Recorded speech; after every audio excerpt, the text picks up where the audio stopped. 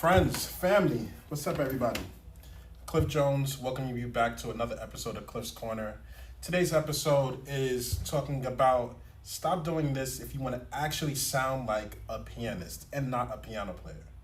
Before I jump into anything, I want to first say that the difference between a piano player and a pianist, the piano player, he or she can play whatever they want, right? They have all the skill, they have all the talent.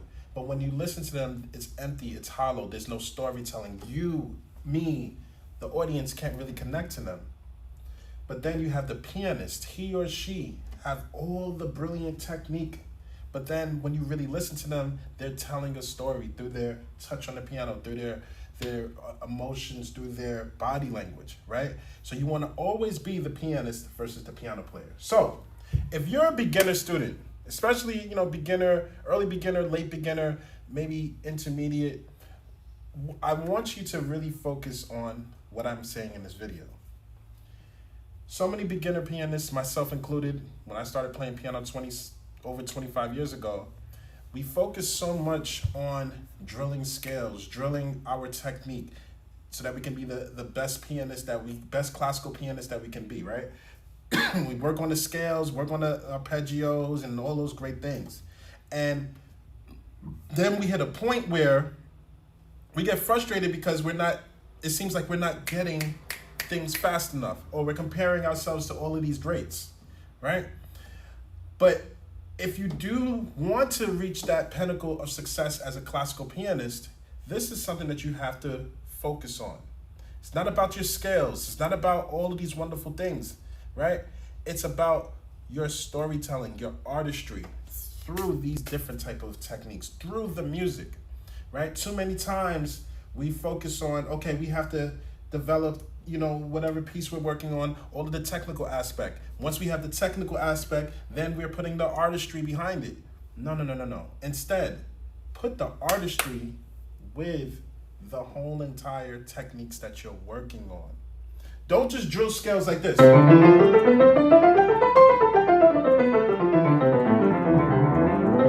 Because yes, although it is helpful because you're covering the keyboard in multiple octaves, the practice can become very boring, right? Especially if you are not creating with these techniques.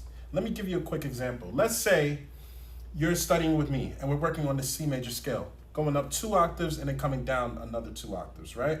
Or better yet, going up 1 octave and coming back down to the same octave. Of course, I would give you the fingerings and stuff like that. It's very important to know what fingerings to use so that you'll be able to be efficient and accurate with the notes that you're playing in the scale or whatever technique you're working on. But instead, let's create with the scale. So the prompt that I'm gonna give you is, I want you to think of a sunrise and sunset. When the sun is rising, let's say you're in New York City time like me, and the sun rises at 6 a.m. When the sun is rising at 6 a.m., it's not at its peak. It's just starting to rise, right? And then let's say at 12 p.m., the sun has finally arrived at its peak. Let's just say that 6-hour difference.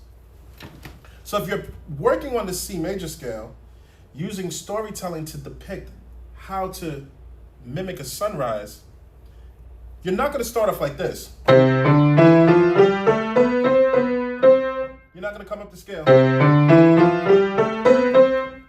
No. Why? Because it's too heavy, it's too loud. Instead, you would start off soft and slow, right? You start off slow, start off soft and slow, and do a crescendo to get louder. So it'll sound like this. A little bit louder. Right? We just got from 6 a.m.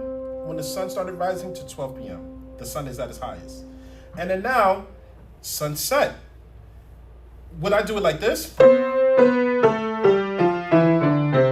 You're going to start off loud, and then you're going to get softer and softer and softer and softer and softer and softer. Right? Now, if we're putting it together, the sunrise to sunset, then it'll sound like this. Starting off soft. Getting a little bit louder, coming back down, and getting softer. Right? Also another thing. If you notice how when I came to the end, I got softer and I started to slow down. Because if it's a sunset, boom, we're going back to nighttime. Now, here's the thing. Let's say we are doing this in now 2 octaves. Now, as you're going in 2 octaves, it's going to be a little bit more challenging to really gain the control on your fingers so that you won't start off playing everything extremely loud, so that you can have the gradual crescendo. Because now it's 2 octaves, so it's more notes, right? So you want to start off slow. You want to start slow and soft. And what this is doing, what this is teaching you, is how to develop touch on the piano, as well as how to develop your artistry as a pianist, all through storytelling, right? And I do a decrescendo for sunset.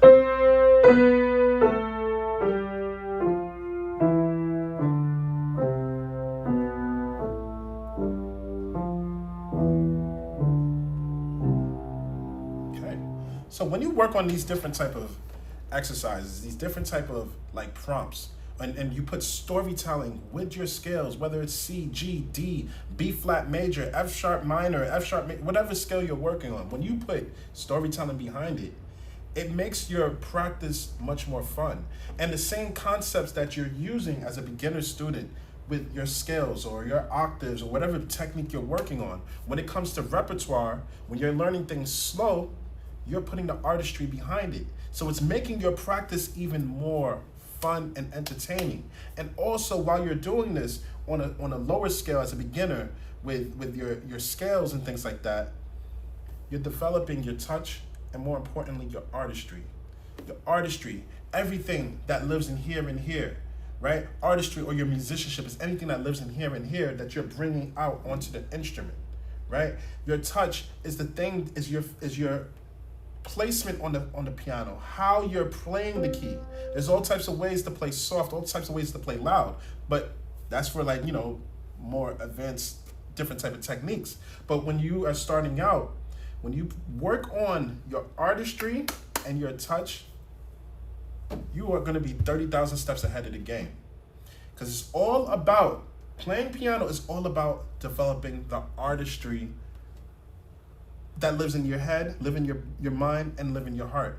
All of these wonderful things that's living inside of you, all your emotions, all the wonderful things, the ups, the downs that you've been through. Turn that into storytelling and work on your different type of techniques. And I guarantee you, you're gonna learn that technique like it's nothing. It's the same thing, like I said earlier, it's the same thing when you apply these same type of principles to your actual repertoire that you're working on. Especially when you're practicing slow. If you mix the artistry while developing the technique or developing whatever challenging passage work is in your music, you're killing 2 birds with 1 stone, and that piece becomes second nature to you. The same thing with your whole entire various techniques. Now, of course, there are going to be times where you have to do the drill, the drilling of different passage work. There's times where you're going to have to compartmentalize different things so that you can complete whatever passage, right? There's going to be times when you're working on scales that you're going to have to practice in dotted rhythms to build the muscle memory in your fingers, right? All of that is cool. Take time out to really do the work, the tedious, boring work that we like to call it, but it's not so boring, right? But then don't forget to always compose with it. If it's composition, or telling a story to help you develop the technique that you're working on, or whatever passage you're working on in your music, so that it can become second nature to you. That's all it is. And all of this is powered through my whole entire COPET method, which stands for the Composer-Oriented Piano Expression and Technique Method. It's a method that I came up with roughly 25 years ago when I first started playing piano. At that time, I didn't even know it was that. And what I would do is, the way I was teaching myself piano for 3 years is, I would look at, let's say, Bach's music or whatever, Mozart, Chopin, whoever, Liszt. I was looking at their music and I would follow along with the recording.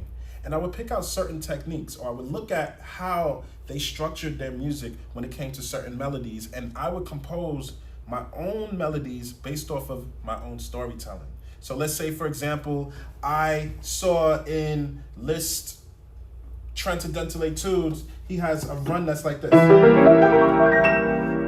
Now, of course, it's a little bit more advanced, but if you're a beginner, intermediate, advanced student, whoever category you're at, whatever level you're at in piano, this is going to be helpful. So let's say I saw arpeggios.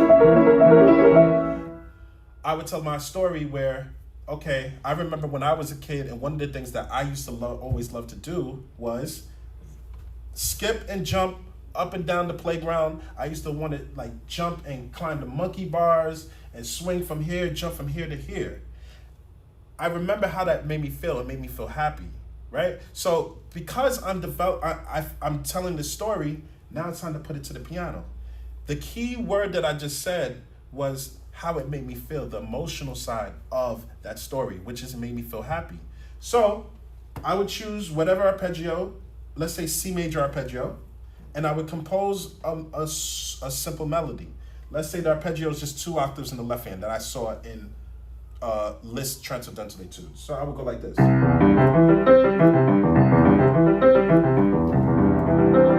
I'm thinking of how, as a kid, how I used to love to play in the playground and how it made me feel. And now come a melody.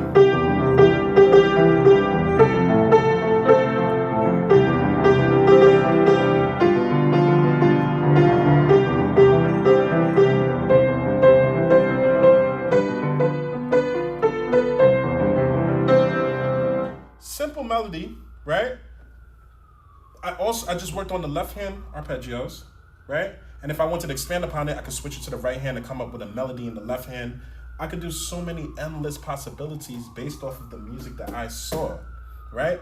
And what ended up happening was that helped me to develop my technique faster, and also helped me to be able to play music that was way above me because I was deciphering everything through my COPET method, composer-oriented piano expression and technique method, right? So I say all that to say this. If you are a pianist, if you're a beginner pianist that is tired of struggling, running scales and working on technique, and you're realizing that you're not getting better, I want you to click the link in the description and join my free community called Cliff's Keys. It's a space where I teach pianists for all different levels, beginners, intermediate, lower, advanced level pianists who are frustrated and tired of the traditional way of learning music not working for them, and learning a new type of way to work on their technique, to help them develop the idea of composition, to help them develop their artistry and their technique, as well as help them to really lock in and play some of the pieces that they've always dreamed of, right? Head to the link in my profile, head to the link in the description, click that link and join Cliff's Keys today. Thank you so much for tuning in. I love y'all, and take care. And remember, I'm not teaching you music, I'm teaching you life. Take care. Sit this down.